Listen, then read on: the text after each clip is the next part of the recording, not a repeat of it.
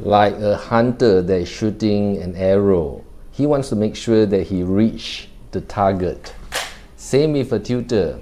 When a tutor helps a student, the goal is to be able to help him to achieve good results during the next exam.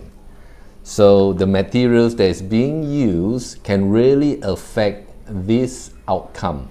So in this video, I'll be talking about what materials to use to help your students. At the same time, we notice that all students are different in terms of age, ability, level, as well as personality. So if we are talking about very small children, we may need to use flashcards and so forth. But in this video, I'll just be talking about a general idea on what materials to use. Let's begin.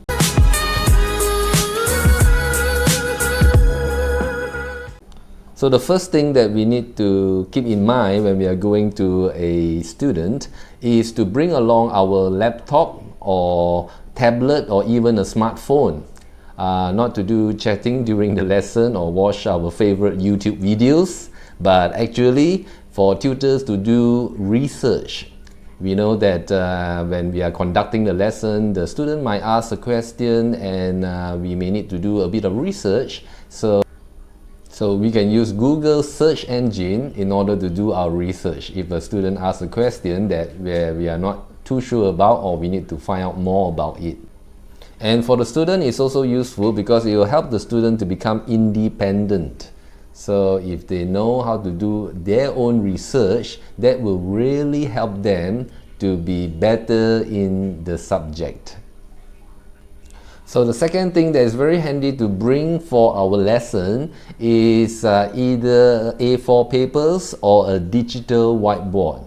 Especially when we are trying to explain to our student, that will become very handy. Yeah, it's very useful.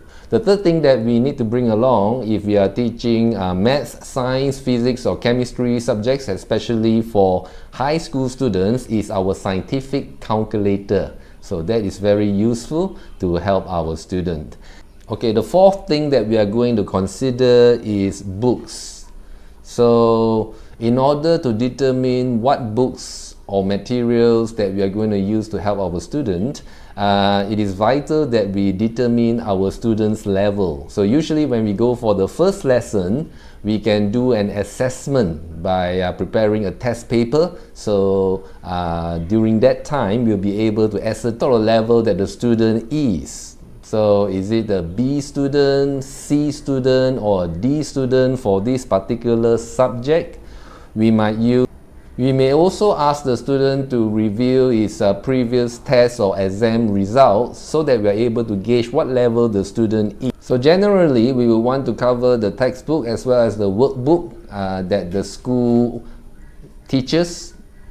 And then if we are sure that they have a thorough understanding on the school's textbook and workbook, we may like to recommend additional workbook. We can actually get it in a bookstore. And it is vital that when we are choosing additional or supplementary material for the student, we have to make sure that it is according to its relevant syllabus. So is it according to the national syllabus, or is it Cambridge IGCSE syllabus? Is it GCEO or PSLE syllabus if it's in a Singapore national school? So as long as we get the right syllabus, then we should be alright.